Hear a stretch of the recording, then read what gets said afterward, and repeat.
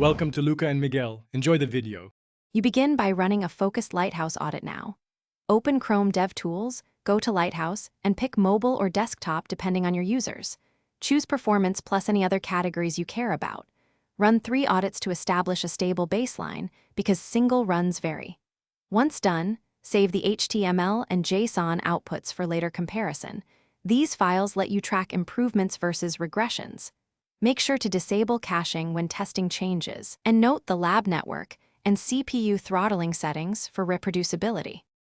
Now dig into the results to find actionable fixes. Start with LCP, FCP, TTI, and CLS.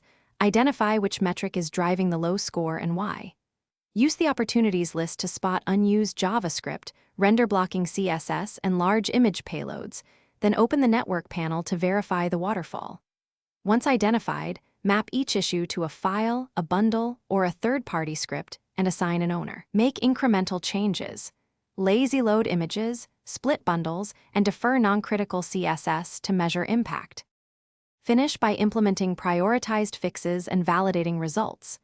Deploy image compression, responsive images, HTTP/2 or quick, server-side caching, and JS code splitting. Once deployed, rerun Lighthouse 3 times under the same conditions and compare the JSON reports to quantify gains.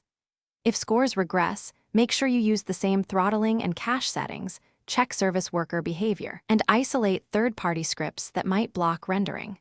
One key troubleshooting tip: reproduce locally with Lighthouse CLI using the same network profile to eliminate environment variance. Thanks for watching and please subscribe.